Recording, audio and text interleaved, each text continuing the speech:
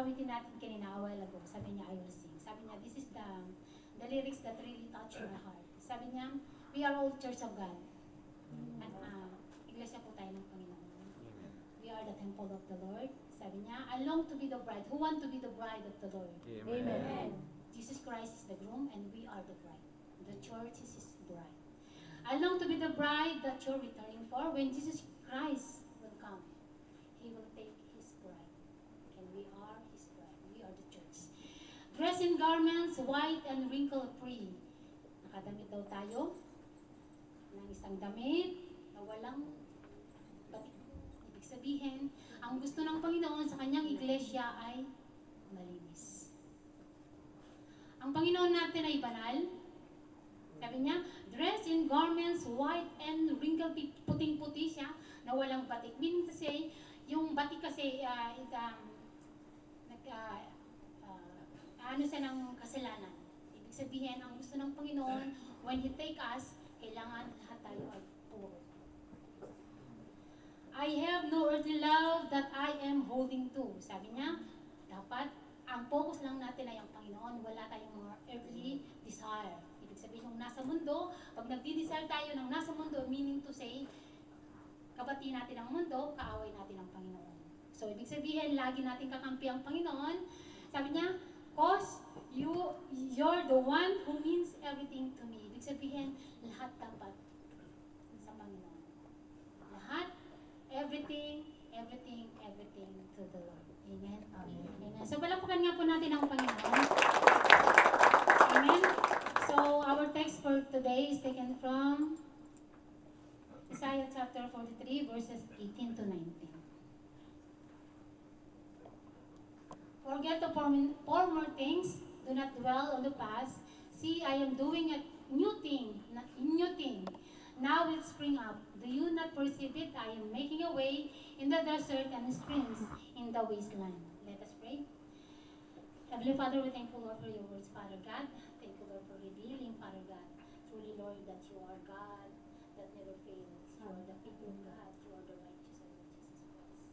Lord, bless your people, Father God. I am just only your humble servant, Father God, proclaiming your words, Father God. Use me, Lord, as an empty vessel of your word, Father God. Let there be words, Father God, that we're going to see, here to study, oh Lord God, will manifest in every heart. Lord, we thank you and continue to change our heart and mind, Father God. Continue to work in us, Father God.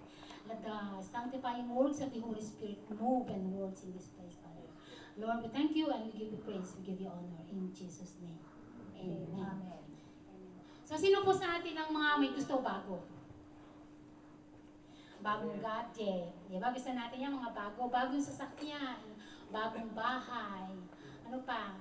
Bagong trabaho, which is promoted ka, bagong sweldo, tumaas ka, lahat ng bago, di ba maganda?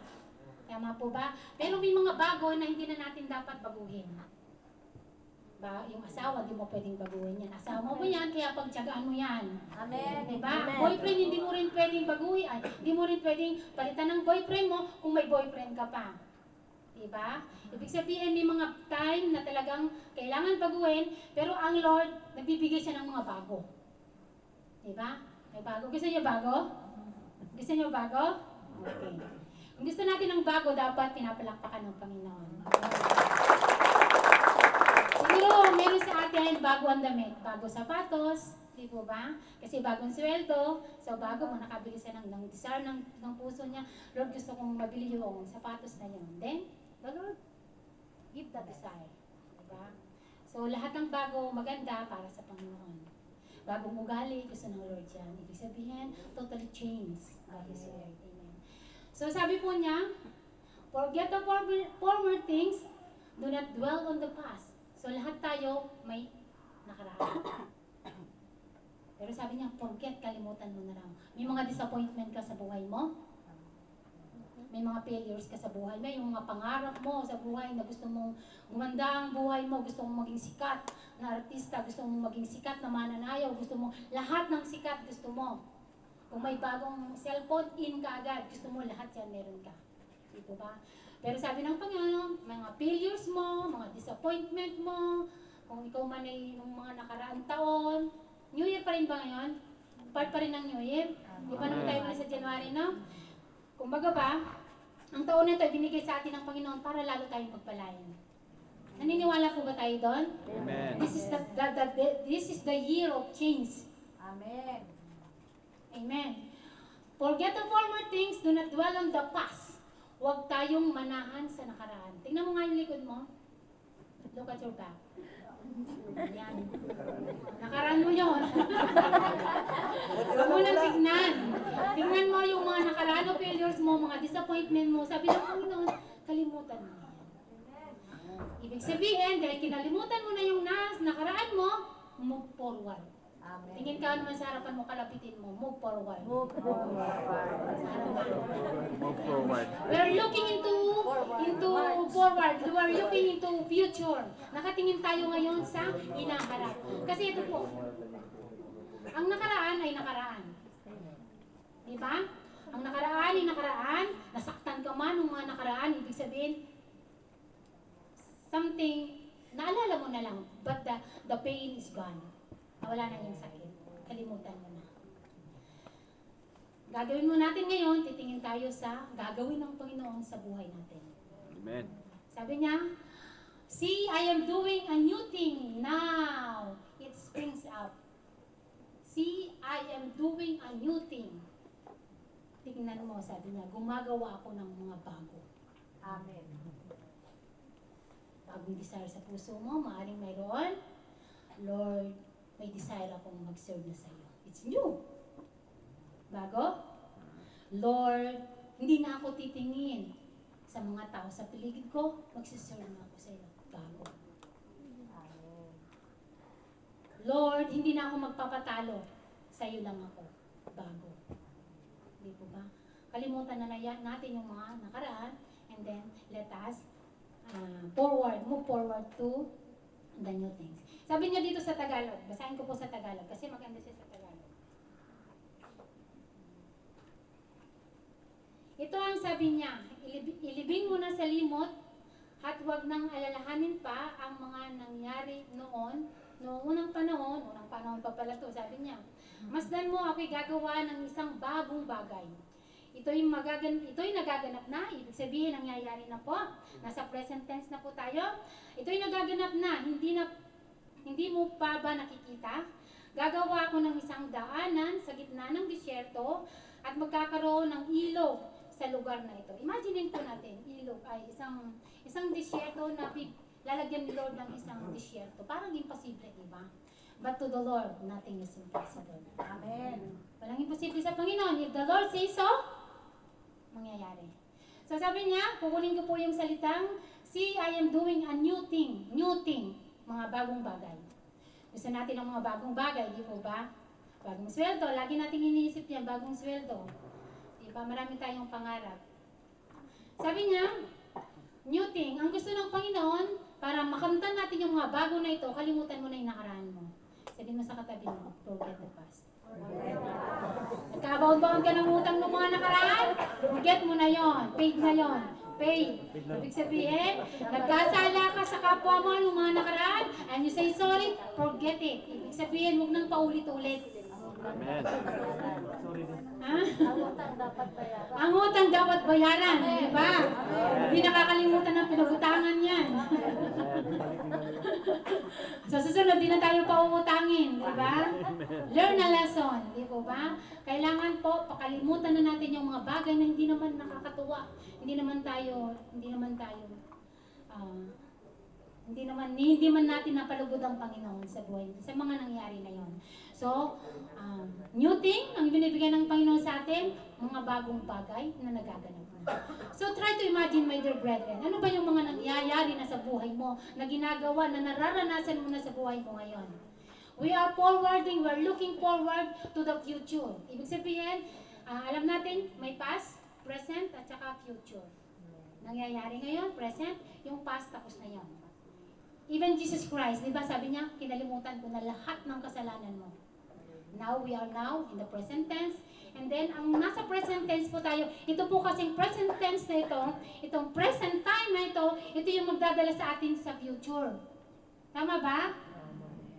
Tama ba? Sino naniniwala, pumapalakpak ba yun?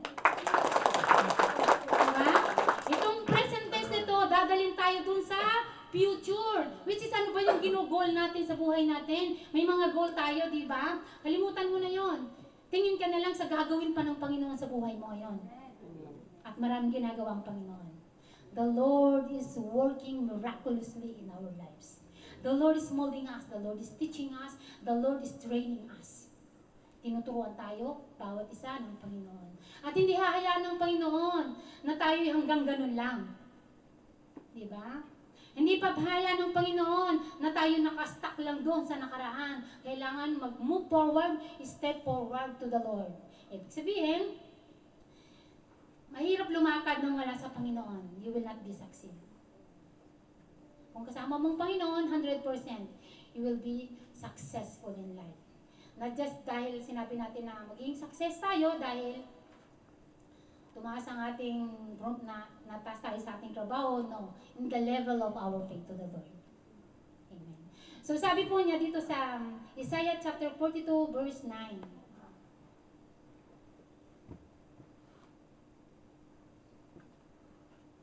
Isaiah 42:9, sabi niya, see the former things have taken place and new things I declare before they spring into being, I announce them to you. See? Pinahayag na ng Panginoon ang mga bagong bagay sa atin. Wala pa ba kayong nararamdaman? Wala pa?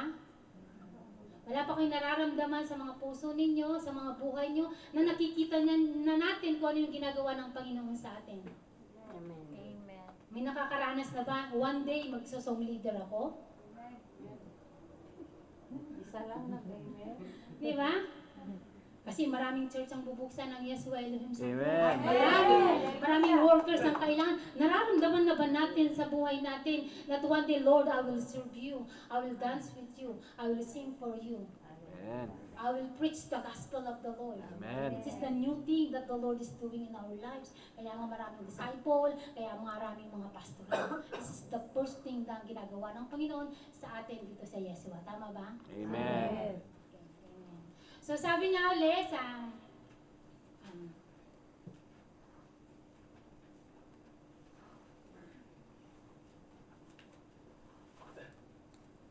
sabi po niya dito sa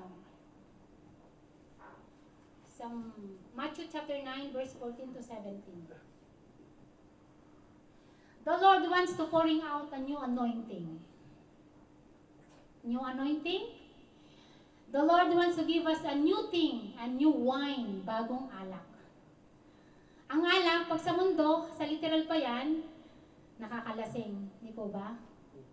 Sinong nakainom ng Red Horse dito nung araw?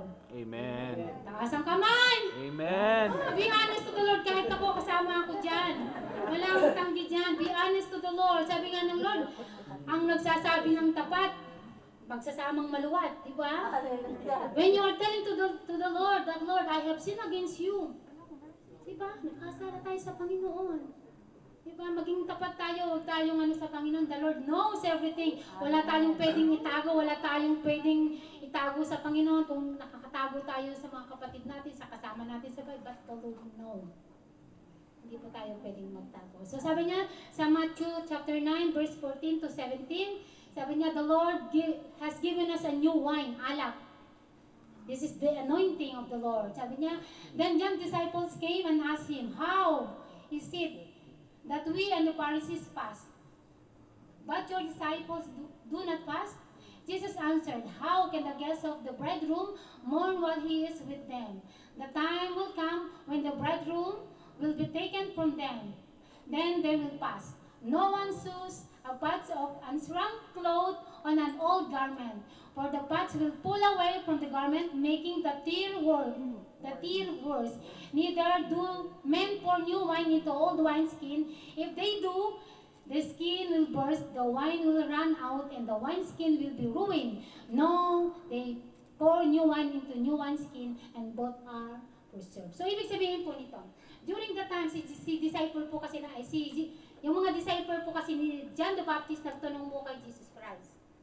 Sabi niya, bakit ang mga disciple mo hindi nagpapas? Anong sinagot niya? Sabi niya, magpapas ba sila? Kasama pa nila ang kanilang Panginoon.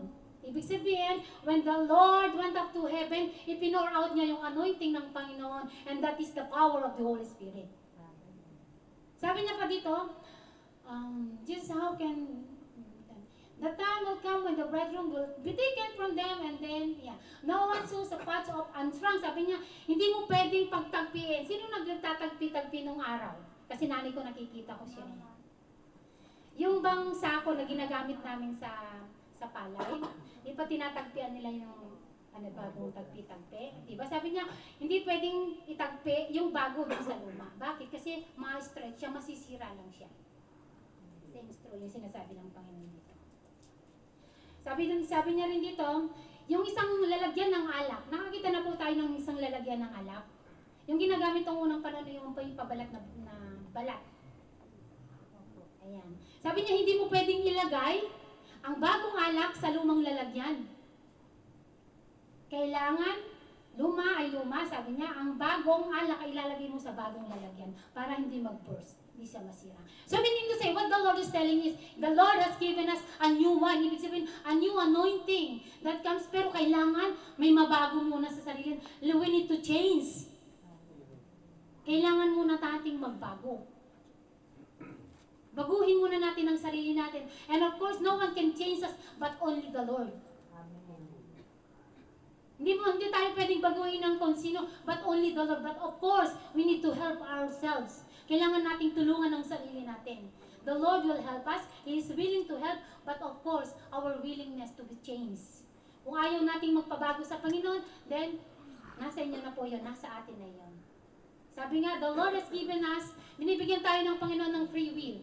Ang lahat ng free will binigyan ng Panginoon sa atin.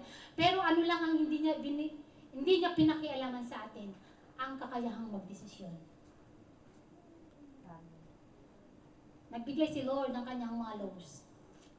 Then it's up to you if you want to obey or you don't want to obey. Nagbigay siya ng mga salita na, sinabi nga niya, di ba? Observe the Sabbath day. This is the day that the Lord has made for us to rest in His presence. It is holy and sacred. Depende na sa iyo. Kung may time ka magsimba, ayaw mo magsimba, nasa iyo yan. That is the free will. Gawa ka ng kasalanan, free will mo pa rin yan. Ang Lord ay naghahayag lang. The Lord cannot force us, pero may mga naghahayag ng kanyang magandang balita.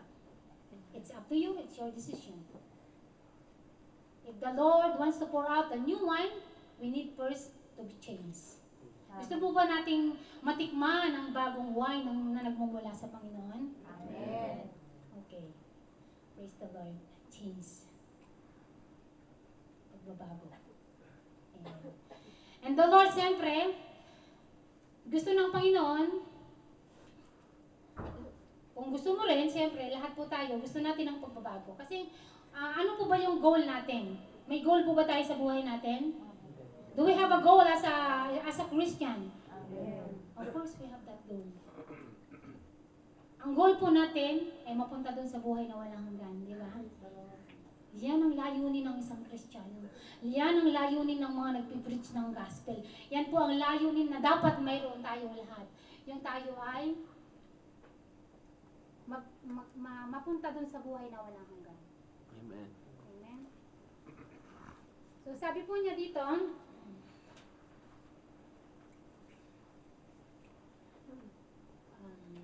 sabi po niya doon sa Isaiah chapter 62 verse 2.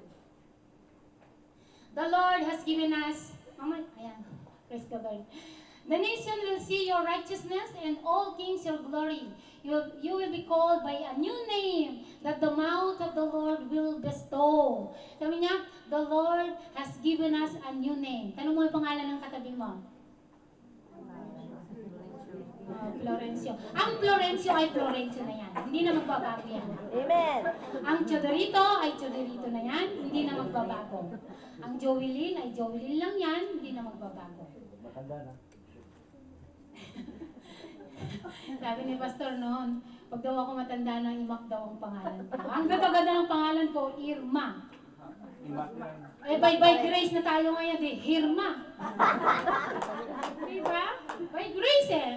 Di po ba? So the Lord, di ba, yung time na hindi pa natin alam ang Panginoon, may tawag sa atin. Naku, ayan na si Irmang Lasinggera. That is my old name. Ayan na si Irmang Palaaway. Diba? When I knew the Lord, nung nakilala ko ang Panginoon, yung ginagawa ko naman, nag-invite naman ako ng nag-invite ngayon. Naku, ayan na si Hallelujah. Iiwas na sila sa'yo. But before, gusto nila, susunduin ka pa nila sa bahay. Susundin ka pa nila sa bahay. O, halika dito, punta ka dito. Gusto ko naman, may inuman eh. Diba? That was. But now, the Lord has given us a new name. Kung di ba dati ang buhok mo, long hair. Kung dati ang ginagawa mo, Ngayon, no hair. dati ang ginagawa mo, nag-o-offer ka daw, tagay. But the Lord, when the Lord changed your name, you are giving now the tracks. You are evangelizing. Amen? No. This is how the Lord changed. He has given us a new name. Gusto niyo ba yon? Amen. Amen. So kung halimbawa, ang buhay mo ngayon nung nakaraan ka noon eh, babaero. Ako, iiwas na yung mga ano dyan. Ako, ayun na si babaero. Pero yung mga babae, siyempre lalaki sila babaero, ma-appeal, di ba? But the Lord changed that name. Sasabihan na, naku, ayun na si brother. Ayun na si sister. Tatago na tayo, yayayain tayo sa Bible study. The Lord changed us, di po ba? Natatakot na sila sa atin ngayon because the shine of Jesus is in us. The glory of the Lord is in us. Kumukunti-kuntindak na tayo. Because our heart, our lives belong to the Lord. New name. Kailangan may title na tayo. And of course, the Lord will give us a new name in heaven. We don't know yet. It's written in the Revelation. Nakasulat yan. Ako nga sabi ko, Lord, ano kayong pangalan ko sa ano? Sa langit.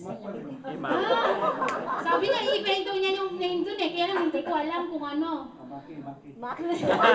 Social. Diba? Ano na tayo? High-tech. Pagdating sa langit, high-tech. Amen. So sabi niya, the Lord wants also to give us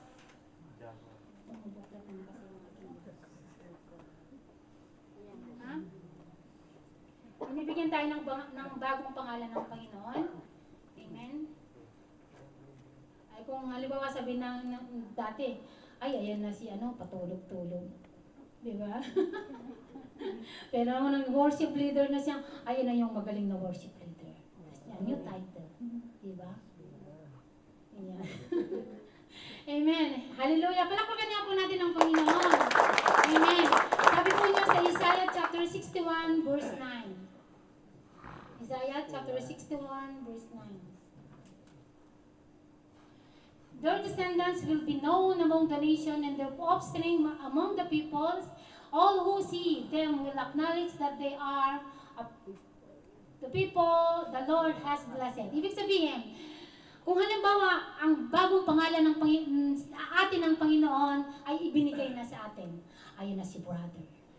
From descendant, from generation to generation, title mo na yan. Ibig sabihin, you are not allowing your children, yung kaapu-apuhan mo na hindi kikilala sa Panginoon. Sabi niya dito, their descendant will be known among the nation. Ibig sabihin, yung mga kaapu-apuhan mo, yung mga susunod na generation mo, dahil kilala rin nila ang Panginoon, makikilala rin sila. Amen, dahil kilala ka. You have that new name. Hindi ka papayag ng mga descendant mo hindi kikilala sa Panginoon. Ang anak mo, hindi ka papayag ng anak mo, hindi makakakilala sa Panginoon. When you are serving the Lord, at hindi ka papayag na yung anak mo hindi magsiserve sa Panginoon, of course. Di po ba? So, minamana ngayon. Namamana na i-inherit ng ating mga generation ang new name na binigay sa atin ng Panginoon. Amen.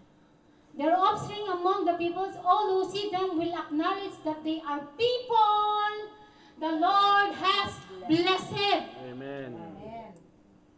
Pinagpala.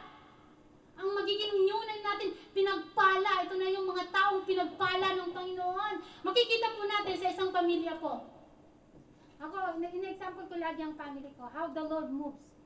Kung paano ang pamilya ko ay ginagamit ang Panginoon. I'm not boasting my family, but I'm very proud na talagang when you are serving the Lord faithfully, all your descendants, ang anak mo susunod sa iyo. Why not?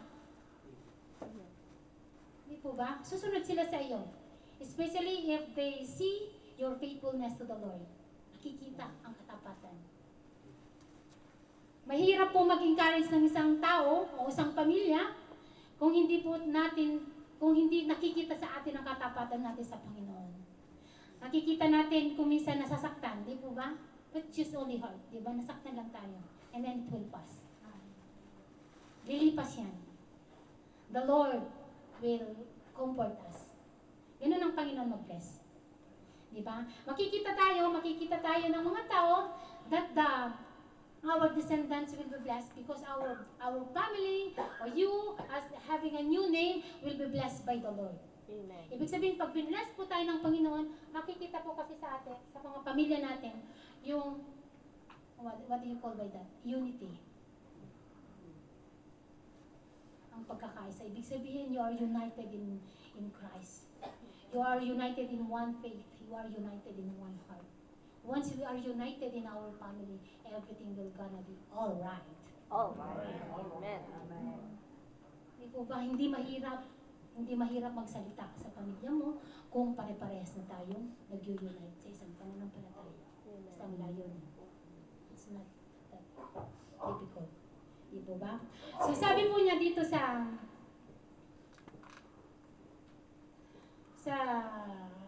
Psalm chapter 40 verses 1 to 3.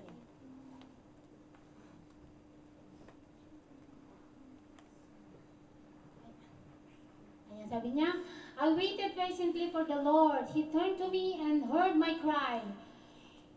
He lifted me out of the slimy pit, out of the mud and mire. He set my feet on a rock and gave me a firm place to stand. He put a new song in my mouth, a hymn of praise to our God. Many will see and fear and put their trust in the Lord. Amen. The Lord wants to put a new song in our mouth. Instead of early in the morning, you are complaining. Diba? Ay, papasok na naman ako. Pagod na ako. Complain ka ng complain. Lord, bakit hindi mo pa ako binibigyan ng ganito? Complain ng complain sa Panginoon. Instead of complaining, the Lord is putting you a new song in your mouth. Magpuri. Have you remember the first preaching? First Friday, first month? Tama ba? Okay, the first Friday of this month. Have you remember? Did you remember the preaching? Give thanks to the Lord early in the morning. Praise the Lord. Amen. Experience the power of the Lord. Experience the blessing that comes from the Lord. Experience how He moves in our life. Just praise the Lord. Early in the morning, hindi ka pa nagmumug, hindi ka pa nag-toothbrush. Tumayo ka na, lumuhod ka na sa Panginoon. Magpuri ka na sa Panginoon. Huwag kang matakot sa katabi mo. Huwag kang matakot sa bed space mo. Kasi nakakahiya daw ko minsan. Totoo naman. Siyempre, may store mo nga naman, di po ba? Pero from your heart, Lord, salamat na gising pa ako. Lord, nagpupuri ako sa iyo, Panginoon. Salamat sa kalakasan. Salamat, Lord, buhay pa ako. Nagising pa ako. Maraming tao ang hindi na nagigising. But we are still alive and kicking. Diba? Makakapagtrabaho ka pa. Diba? New song. O kaya magmemorya na lang tayo ng isang kanta. Ako lagi kong nalalagay sa isip ko ngayon, palibasa siguro dahil line up ko. When the world was in darkness, spoke your word, not time, night, turn into day. Yan ang laging pumapasok sa isip mo. Diba? To think that the universe could not withhold your glory. Amen. See? Lagi yung nilalagay ko sa puso. Lagay mo. And then you will wake up early in the morning with joy in your heart. Pero dapat kalimutan mo na siyempre yung mga nakaraan. And you always excited when you come to the work. Kung papasok ka sa school mo, namimiss mo na yung mga alaga mong bata kahit makukulit. Di po ba? This is what I'm experiencing. Kahit makukulit ang mga bata, then when you get inside the classroom, when I get inside the classroom, they will come with me and hug me and kiss me. See? Because I put the song in my mouth. I praise the Lord. Though kung minsan nahihirapan din tayo sa trabaho natin, very pressure, di po ba? But it will end. Natatapos din ang araw. And then another day, gigising ka ulit sa isang umaga. Do it again. Mag-isip ka naman ng ibang kanta. Baka nagsawa na si Lord doon. Kasi si Lord hindi marunong magsawa. His love endures forever. His faithfulness endures forever. Amen.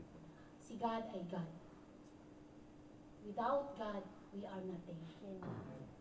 Wala tayo kung wala ang Panginoon. O kaya naman, ganito na naman ang advice ko. Ako nga sinasabi ko sa sarili ko, gusto kong ibalik, sabi ko, yung dating ginagawa ko. I mean, sa bed space lang po kasi kami. Gusto kong gawin yung magsusulat ako ng mga verses and then itapal-tapal ko na naman doon sa bed ko na yun. It's good. Di ba? Parang kang may banting-banting sa bed mo. Fiesta lagi. Di ba? It's good. It's a good experience kasi lagi mong na-meditate ang salita ng Panginoon. Kaya maghanap ka sa Psalm ng isang mga verses na talagang nag-rema sa heart mo and then keep on reading. Keep on reading. And then the Lord will reveal you something. Totoo po yan. Amen. So, the Lord has given us a new song. Huwag nang complain ng complain. Early in the morning, do not complain. But instead of complaining, instead of saying your wants to the Lord, yung gusto mo sa Panginoon, just praise the Lord. Kasabihin nga po natin sa Panginoon with power and energy. Praise the Lord! Praise the Lord! Yung may energy kasama ang kamay. Kasi may pwersa dito. Okay. 1, 2, 3. Praise the Lord! May nagugutom. Gutom na kayo? Ako rin gutom na. Praise the Lord. So sabi ng Panginoon, gusto pa rin ng Panginoon na tayo ay bigyan ng isang bagong kalakasan. Early in the morning, di ba? The Lord wants to give us a new strength. Di ba? We are like an eagle. Sabi niya sa Isaiah chapter 40 verse 29 to 31. Isaiah 40 verse 29 to 31. Ang isang bata po, sabi niya, kung ang isang bata daw ay bubuhatin niya yung katulad ng bangko nito, hindi niya kayang buhatin. Diba? Hindi niya kayang buhatin. Pero ang bata, pag siya'y tumanda na, nagkaedad na siya, the same child, sabi niya, ng isang bata na yon, mabubuhat na yung isang upuan. Get nyo? The same bata na yon, kaya na rin niyang buhatin yung isang upuan. Pero habang bata pa siya, hindi pa niya kayang buhatin, dahil bata pa siya. Ngayon, pag tumanda na siya, the same, sabi niya, kaya na niyang buhatin ng isang upuan. So, mean to say, kung tayo ay, ang level po kasi ng siyempre ang mga bata, tayo as a Christian, we have the level of faith. May level po tayo ng ating pananampalataya. So, for now, siguro hindi pa natin kinakaya, di ba?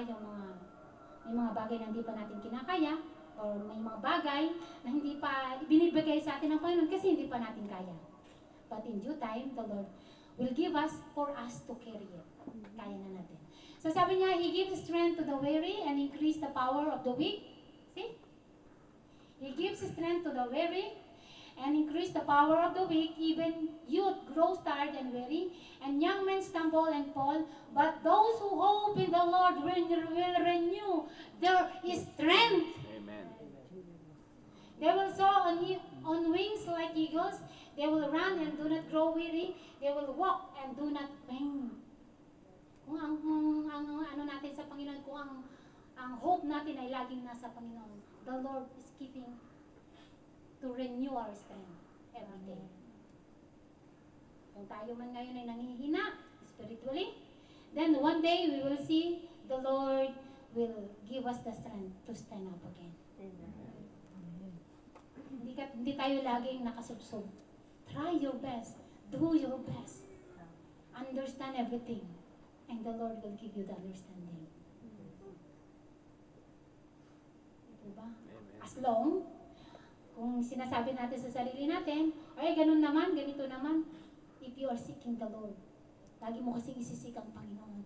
And then when you seek the Lord, your faith will become deeper and deeper and deeper and deeper. You will know the Lord hanggang sa makita mo na ang Panginoon. Lord, eto ka pala, naririnig mo na ang boses ng Panginoon. You will hear the voice of the Lord. Pinapaunawa niya lahat ng bagay. The Lord will renew our strength day by day. Amen? Just keep going. Anong gagawin lang natin? Kung ano man ang mga nangyayari sa buhay natin, let us just trust to the Lord. Sabi niya, Trust to the Lord. Do not lean on your own understanding. Sabi niya, trust to the Lord, and do good. Gagawa tayo ng mabuti. Hindi nagtiwala ka lang sa Panginoon and then nothing at all. Gumawa ka pa rin ng kasalanan, gumawa pa rin tayo ng mga bagay na hindi ka lugod-lugod sa Panginoon. Sabi niya, trust the Lord and do good. Gumawa ng mga mabubuti. Just trust the Lord. Everything is in the hands of God. Lahat ng nangyayari sa buhay natin, it is in the hands of God. All we have to do, tinitignan ng Panginoon, how we love Him. Tinitingnan ng Panginoon kung gaano ba natin siya kamahal. How we are going to stand for Him, for His glory. Paano ba natin siyang, paano ba tayo magpapatuloy? Anyways, pagka naman tayo nagpatuloy sa Panginoon, is it our gain? Gain ba natin? Amen. It is our gain. Ating kapakinabangan kung tayo magpapatuloy sa Panginoon. Now, hindi na natin magiging gain yan kung tayo ay titigil. Sayang yung mga nasimulan natin. Amen. Sayang nasimulan natin. So sabi ng ating text, forget the past. Look forward into the future. The Lord, baka makita mo sa kalagitnaan o nasa unang hakbang, pangalawang hakbang ka pa lang, ipapakita na sa iyo ng Lord kung ano yung sinasabi niya. All we have to do, just walk straight, be courage, strengthen your faith, seek the Lord, and then let the Lord do everything, and of course, trust the Lord. Amen. Magtiwala tayo sa Panginoon. Kasi alam ng Panginoon kung ano ang nasa puso natin, kung anong nasa isip natin. The Lord is a merciful God. Lahat tayo ay makasalanan. Di ba natin kilala ang Panginoon? Nandun na tayo sa kasalanan. But the mercy of the Lord is there. Andun na yung awa ng Panginoon sa atin. Why the Lord is still feeding us? Lagi na tayong pinipig ng ating mga physical needs. Di ba? Pinipig ba tayo ng Panginoon? Binibigyan na ba tayo lagi ng pagkain sa araw-araw? Amen. Because of the mercy of the Lord. Amen. Mercy ng Panginoon yan. But the Lord wants us also to have a new mercy. Sabi niya po dito sa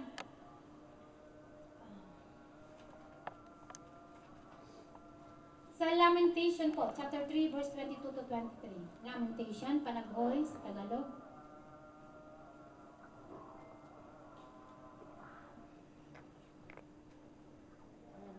Because of the Lord's great love, we are not consumed, for His compassion never fail. They are new every morning. Great is your faithfulness. See? His mercy endures forever. Napakamahabagin po ng Panginoon sa atin. Whatever we are facing, ano man ang ginagawa natin, kasalanan, nandun pa rin yung mercy ng Panginoon. This is how the Lord moves. This is who is our God. He is merciful sa atin. But siyempre, dahil merciful ang God natin, huwag naman nating hayaan na lagi na lang nagpo-pour out si Lord ng mercy sa atin. Sometimes, the Lord, hindi na mercy ang binibigay ng Panginoon. The mercy is there, laging nandun ang mercy. Pero sometimes may halo na yan na punishment. Tinuturuan na tayo ng Panginoon, dinidisiplina na tayo ng Panginoon. Then you will realize this is the discipline of the Lord. Dinidisiplina tayo ng Panginoon. So palakpakan nga po natin ang Panginoon. Amen. Hallelujah. Sabi po na dito sa Psalm 103 verse 4. Psalm 103 verse 4. Who forgives all your sins? 103 verse 4. Who redeems your life from the pit and crowns you with love and compassion. See? Redeems. From putikan. Tinubos. Dahil sa pag-ibig ng Panginoon sa atin.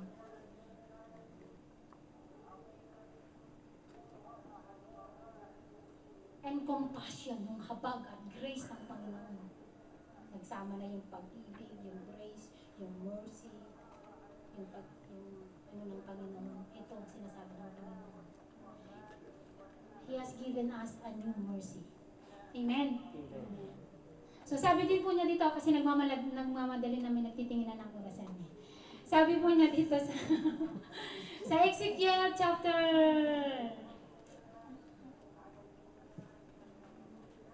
Ezekiel,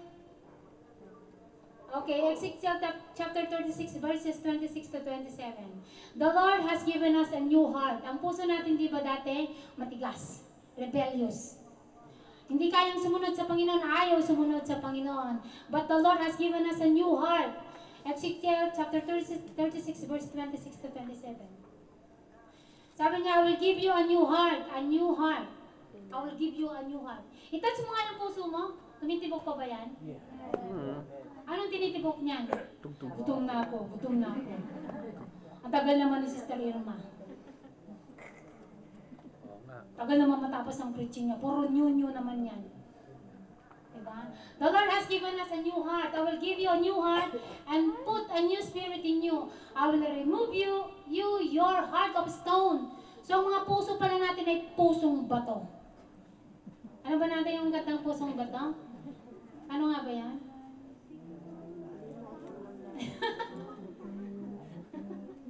Amen. From you, your heart of stone, and give you a heart of flesh. Yung nakakaramdam. Marunong sumunod. Diba? Ito yung binigay ng Panginoon sa atin. Diba ayaw mo naman mag-church dati? Gusto mo pumunta sa church pero may pumipigil sa'yo?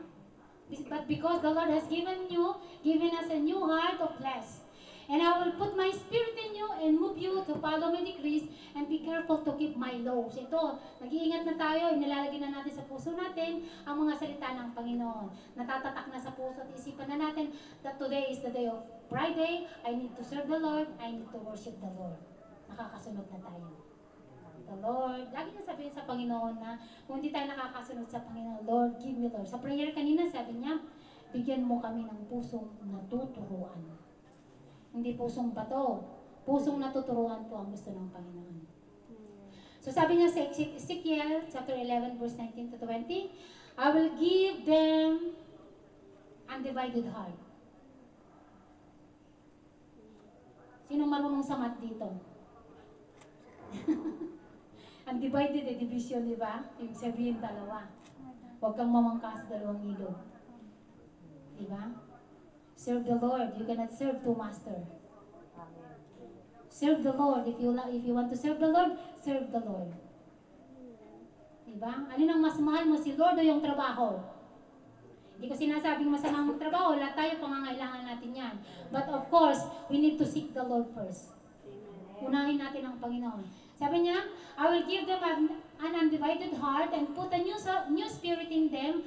I will remove from them their heart of stone and give them a heart of flesh.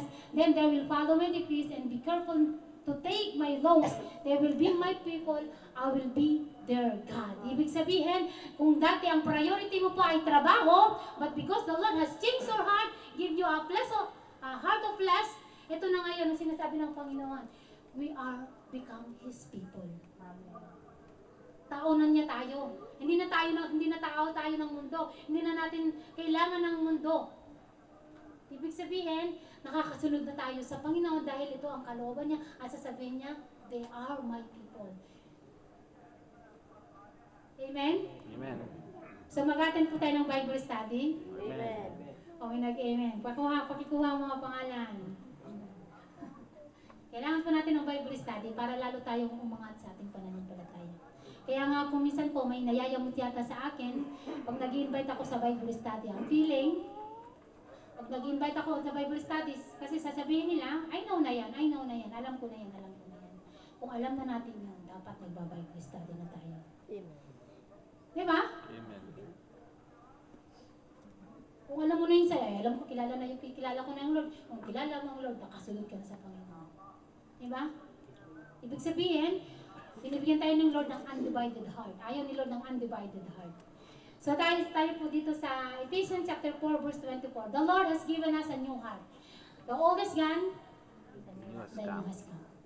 Kailangan bago na tayong nilalang. And to put on the new self created to be like God in true righteousness and holiness. Ito ang gusto ng Panginoon. We're not just only saved. Hindi lang kilala mo ang Panginoon. Hindi lang nagsisimba ka sa Panginoon. Kailangan makilala mo ang kabanalan niya, ang katwiran niya. Ang Diyos natin ay banal. Dapat ba nating igalang ang kanyang sanctuary? This is the sanctuary of God. Diba? Kailangan ba habang may nagpipreach sa harapin, nagdadaldalan sa likod? nagpipilit sa harap, nagsiselfie-selfie ka sa likod. Where's your reverence to the Lord? Nasaan ang paggalang natin sa Panginoon? Nasaan ang kabanalan na nagmumula sa Panginoon? Nasaan yung kabanalan na dapat makita sa atin? Our God is a holy God. Dapat alam na natin yung kabanalan. Nakakatakot. Kung alam po ninyo yung si Moises umakyat siya sa bundok ng Sinai. And then he spoke to the Lord because the Lord will give the 10 commandments. And then nung pagbaba niya, ano nakita sa kanya ng mga Israelites? Natatakot sila. Because of the holiness of the Lord. Dapat meron tayo na. Bilang mga Kristiyano. So sabi po niya dito sa Colossians chapter 3 verse 10. Colossians chapter 3 verse 10. And put a new self which is being renewed. Which is being renewed in knowledge in the image of its creator. Knowledge. Kailangan pa rin po natin ng knowledge. Renewed in knowledge. Kung pagkakaalam natin sa Panginoon natin ay ganito lang, no. Kailangan natin i-renew. Kailangan bagong pagkakakilala. Deeper pa ang pagkakakilala natin dapat sa Panginoon. Ang kanyang kabanalan na ang kanyang katiwiran. Of course, the knowledge tungkol sa ating Panginoon. Kailangan alam natin kung anong attributes ng ating Panginoon. Ang mag-preach po ng gospel, madali po. Pero yung kilalanin natin ang Panginoon, yung mga attributes niya, yung mga karakter na dapat meron siya, na dapat alam po natin, alamin po natin kung hindi pa natin alam. Kasi, wherever we go, we can stand to the Lord. Kasi kilala mo ang Panginoon. Hindi ka nila pwedeng tumbahin dahil kilala mo ang kabanalan, kilala mo ang Panginoon, alam mo kung saan mo hahanapin, alam mo kung paano ipababasa sa mga tao na ito ang Panginoon ko, tatayo ko ang Panginoon ko para sa akin. Pagtatanggol ko, hindi naman natin, dahil Lord naman siya, pero at least alam mo bilang servant ng Panginoon, alam mo ang mga kaalaman na nagmumula sa Panginoon, ang kanyang salita. Amen. It's very important to a servant. I china-challenge ko yung mga pastoral.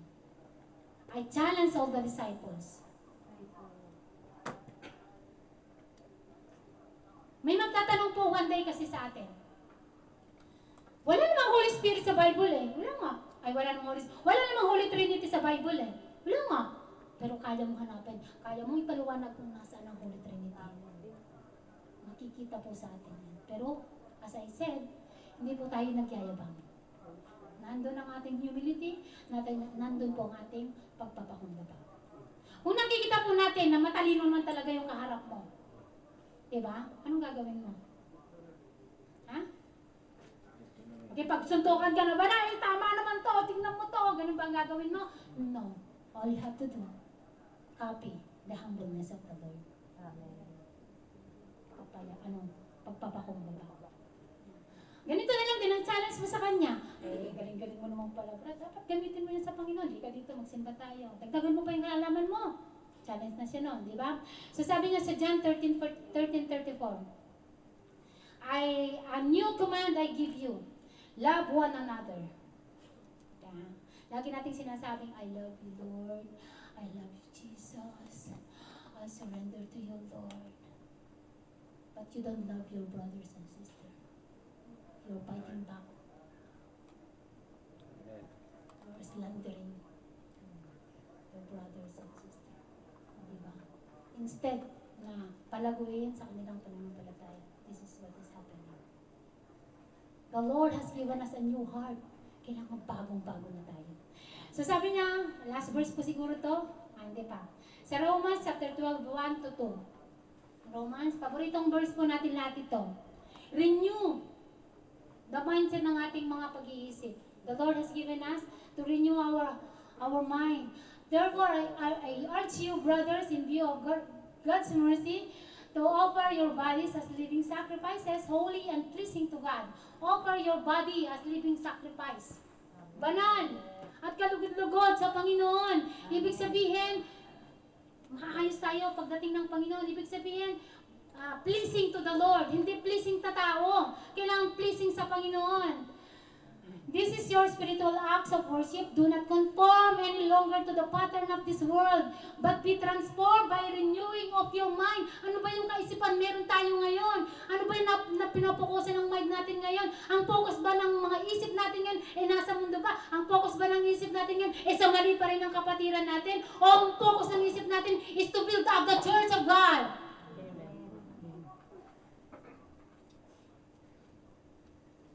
One day, the Lord will judge us. Ihuhukuman tayo ng Panginoon. We will stand in the presence of the Lord. Let us renew our mind. Huwag na tayong inisipin ng mga bagay na hindi naman nakakatuwa para sa Panginoon. Diba? Then you will be able to test and approve what God's will is. His good, pleasing, and perfect will. Pag na-renew po natin yung ating mind, makikita natin yung perfect will ng Panginoon. Mga great plans ng Panginoon, makikita natin yan. Ipapakita ng Panginoon. Magbibigay si Lord ng mga vision if you renew your mind, our mind. Sali ako doon. So sabi po niya dito po sa last verse natin, sa Philippians chapter 4, verse 8. Palakpakan nga po natin ang Panginoon. Amen. Philippians chapter 4, verse 8. Sabi niya, finally, brothers and sisters. Yan. Whatever is true, kung ano ito to, whatever is noble, whatever is right, whatever is pure, may bloopers ba ako doon? Whatever is lovely, whatever is admirable, if anything is excellent or praiseworthy, think about such thing. Ito yung mga isipin natin. Let us have a new heart that comes from the Lord. Lahat ng mga bagay na kalugod-lugod sa Panginoon, let us do it. Amen. Let us unite in one heart, in one spirit, in one faith, in one mind. Lahat ng ginagawa natin, alam natin sa Panginoon. Let us all have a new heart. Amen? So, isang palakpak pa sa Panginoon. So, all we have to do, forget the past. Balik po natin yung ating text.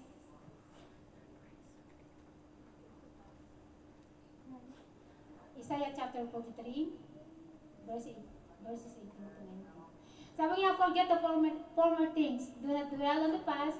See, I'm doing a new things now. It is spring up. Do you not perceive it? Sabi niya, I am making a way in the desert and streams in the wasteland. Ito yung ginagawa natin. Yung mga bagay na imposible, walang imposible sa Panginoon, nagiging posible. Kung samanta natin, hindi natin kayang gawin, but when the Lord moves, it will happen. Amen. Sa disyerto, wala po tayong makikita ang mga ilog. But gagawin ng Panginoon, because the Lord is pouring out many things, new things in our lives. Amen? So let us pray. Hallelujah, Lord Jesus Christ. Maraming salamat po, Panginoon. That was taken from Isaiah 43 verses 18 to 19. Now, sabi po na Isaiah sa 18 is, forget the former things, do not dwell on the past. So forget, meaning forget the past. Lahat po tayo ay may pinagdadaanan. Amen? Sino walang pinagdadaanan dito? Lahat po tayo ay may past, lahat po tayo ay may pinagdadaanan. Ang naging problema lang sa tao, na sa halip na dumaan, pumirma lang doon. Tumatambay. Amen? Matambay-tambay doon sa pinagdadaanan na yan. Kaya nga tinatawag na pinagdadaanan kasi dapat dadaan ka lang doon. Amen? Now, ang payo po ng Panginoon is, whatever is the past, forget it. Kung may pinagdadaanan ka, daanan mo lang yun. Sapagkat yun po ang payo ng Panginoon sa atin. Now,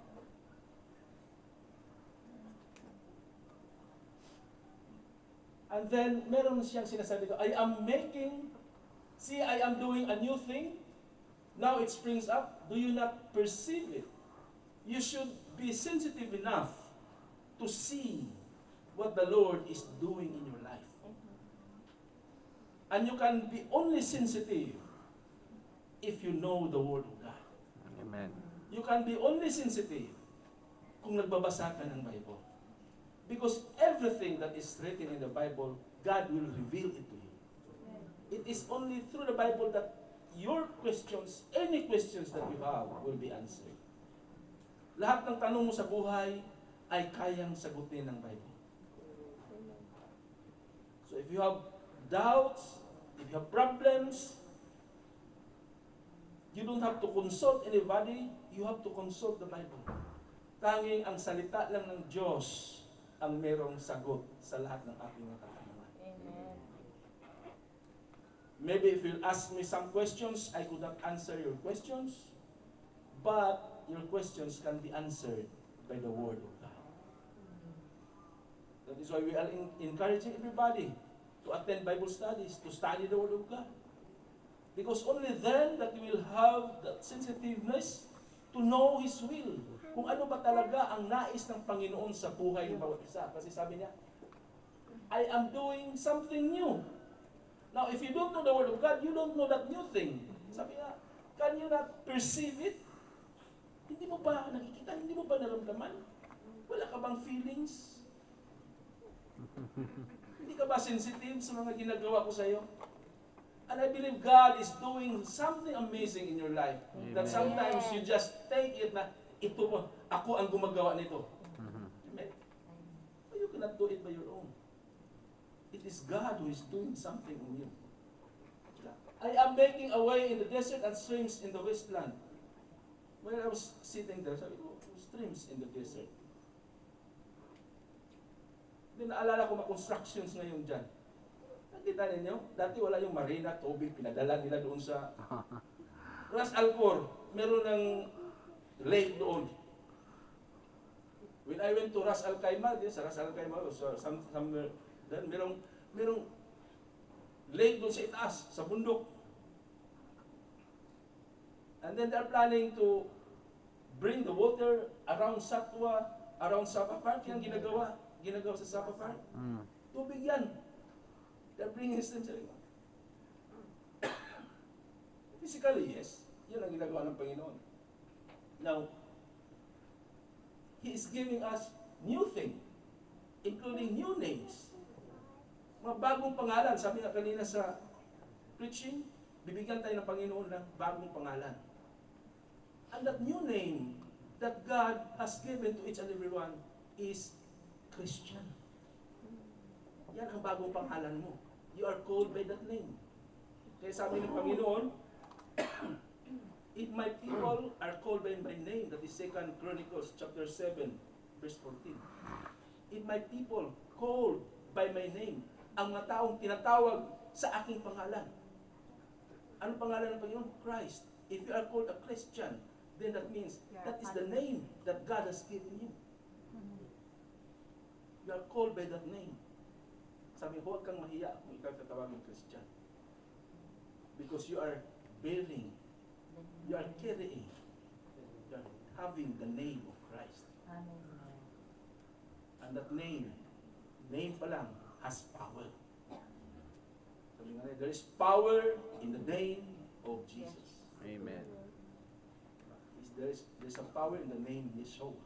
Amen. Now, anong ginagawa ni Paul when he learned about these things? Philippians chapter 3 verse 13. Ito pong ginagawa ni Paul. And we should pattern our mindset to Paul. Philippians chapter 3 verse 13, maliban doon sa sinasabi ng Panginoon, you have to forget the past. Anong ginagawa ni Paul? Philippians chapter 3 verse 13, sabi niya, brothers, I do not consider myself yet to have taken hold of it. Sabi, hindi ko pa naabot ang lahat. But one thing I do, isa sa mga bagay na importanteng ginagawa niya, forgetting what is behind and straining toward what is ahead. Yes, when you are looking forward, when you are forgetting what is behind, it strains you. Kasi, marami nagsasabi, mahirap makalimutan ang nakaraan. Naging mindset na natin yan because mula pa nang maliit tayo, ganun tayo pinapalaki, mahirap kalimutan ang nakaraan. At ang sabi pa ng mga matatanda dahil, ang hindi raw marunong lumingon sa pinanggalingan, hindi makarating sa marunungan. Pero merong bagong siingan, yung palaging lumilingon sa likuran, ay tiyak na nawawala. Amen. At nadadapa. Kaya huwag tayong lingon ng lingon. Sabi na pa yun, those who keep on looking behind is not worthy of me. Hindi ka karapat-dapat na magiging worker ng Panginoon. What Paul did? He strained. Kasi alam niya kung anong past niya. When you will try to recall your past, alam ko you will be strained to forget that one. Mahirapan ka because maalala mo kung anong klaseng tao ka noon. But praise God, when God changed you, sabi niya, you are now a new creation. Amen. Amen. The old has gone, Amen. and the new has come. Amen. Ngayon, kung hindi ka naniniwala sa sinasabi ng Panginoon yan, problema mo talaga yan. Because that means you do not obey His words, you don't believe in what He say. So, forget what is past. Wala na yun. Luma na yun. Kanina sa example na sa verse natin, huwag mo daw lagyan ng lumang, ng bagong wine, ang lumang lalagyan. Or itong lumang damit, huwag mong sulsihan ng mga bagong cloth. Tama po yun kasi pag bagong cloth, pag binaban mo yan, either it will shrink or it will, Nay, di ba tama, Nay? Kung magsusulsi ka. Kung lagyan mo ng bagong cloth yung mga bagong patch na cloth yung sira, paglaba mo dyan, yung bagong cloth, it will shrink. So pag nag-shrink siya, mas lalong mababanat yung old. Masisira. At hindi talaga pwedeng ang luma lalagyan mo ng bago. That is why God said, remove. Hubarin mo yung dati mo. Ang problema ng iba, yung dati, nandun pa rin, nilagyan ng bago. Hubarin mo muna yung bago, luma. Alisin mo yun. Palitan mo ng bago. Makati yung luma. Makati yun. Oo. Maraming, ano doon, surot. Kaya dapat itapo na yung luma. So nakakasiguro ba tayo itapon natin yung mga luma? The old has gone. Huwag na niyong pulutin yon. Kung ano man yung lumang yon, itapon ninyo. Mag-shopping na kayo ngayon ng mga bagong Spirit of God. Change, renew, forget. Yan po ang keyword sa preaching natin ngayon. Let us all stand.